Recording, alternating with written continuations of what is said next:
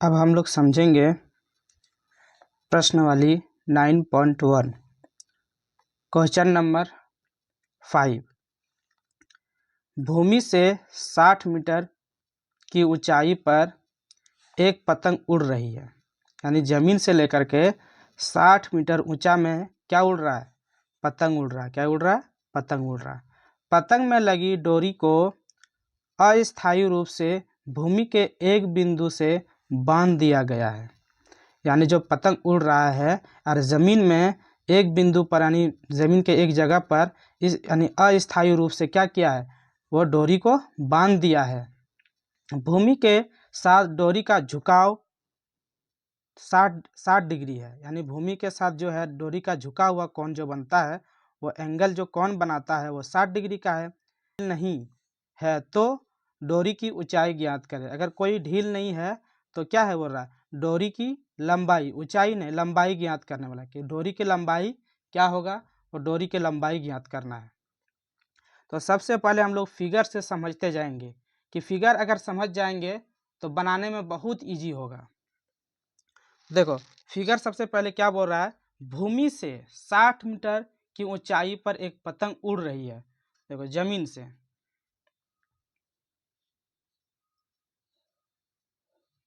यानी यहाँ से जमीन से 60 मीटर दे देंगे। यानी यहाँ से यहाँ तक मान लो 60 मीटर है।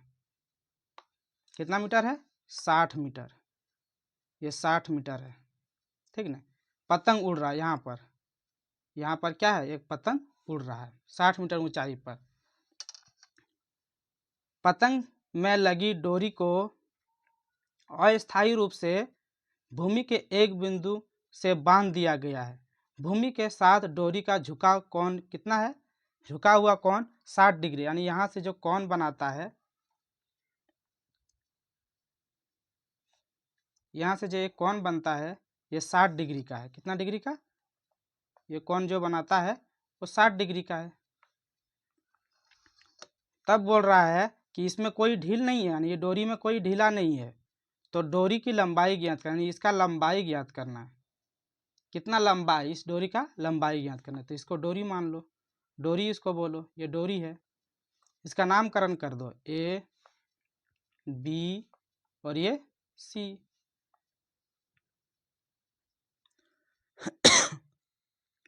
तो देखो लिखेंगे हम लोग, माना कि ए और सी, यानी इसको निकालना है। अब इसको ज्ञात करना है। ए और सी क्या है? एक डोरी है। ए और सी क्या है? एक डोरी है। बस इतने लिख दो, ए और सी क्या है? एक डोरी है, ठीक है। अब हम लोग चलेंगे समकोण त्रिभुज, यानी ये कौन सा त्रिभुज बना रहा है? समकोण त्रिभुज। समकोण त्रिभुज हमेशा 90 डिग्री का होता है। तो लिखेंगे समकोण त्रिभुज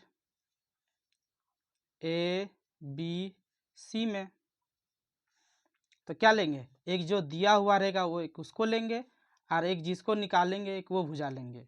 यानी एक जो दिया हुआ रहेगा वो भुजा लेंगे। तो दिया हुआ क्या है? ए और बी, और निकालना हमको क्या? ए और सी। तो लिखेंगे ए बी बटे, यानी ए सी, हमको ए सी निकालना है ना। तो लिखेंगे ए सी बराबर, अब देखो इस भुजा को हम लोग बोलते हैं पी, यानी इस भुजा को हम लोग पी बोलते हैं। और इस भुजा को हमेशा क्या रहता है? ये एच रहता है। इस भुजा को हम लोग को क्या बोलते हैं? इसको एच बोलते हैं। तो देखो फार्मूला में देख लो, फार्मूला में देख के समझ में आ जाएगा कि हमको निकालना क्या है, पी और एच। तो पी और एच, पी और एच किसको देगा? अब साइन लेना है। क्या लेना? पी बटे एच किसका मान देगा? साइन का। तो यहाँ बराबर दे करके लिखेंगे साइन। क्या लिखेंगे? साइन। कितना डिग्री का कौन बना रहा है? 60 डिग्री। 60 डिग्री दे दो। अब इसका जितना मान है मान बैठाएंगे, बराबर का चिन्ह देंगे। ए बी, ए और बी का जो मान है वो कितना है? 60 है। ए सी का मान दिया है? नहीं दिया। तो AC का जब मान नहीं है तो हम लोग लिखेंगे AC बराबर साइन 60 डिग्री का मान, साइन 60 डिग्री का मान है √3/2। ये 60 डिग्री का मान इतना √3/2। अब देखो यहाँ से अब क्या करेंगे, तिरछा तिरछी गुना, क्रॉस मल्टीप्लिकेशन गुना, जिसको हम लोग बोलते हैं केचिया गुना, यानी केचिया गुना करेंगे। देखो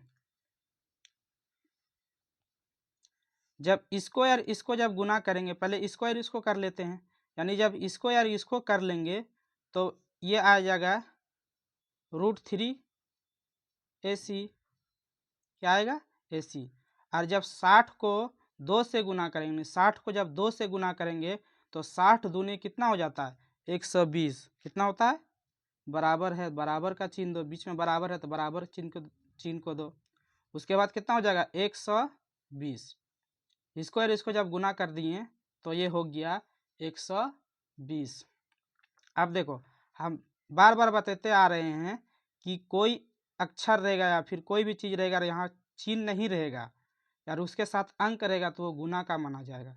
जब गुना वाला हम बराबर के उधर करेंगे तो बटे में चल जाएगा, तो लिखेंगे AC बराबर 120/√3। अब जब ये √3 आ गया तो यहाँ से अब क्या कर दो, हर का परिमेयकरण कर दो, आंसर निकल जाएगा। अब यहाँ इंटू दो यार, लिखो √3/√3।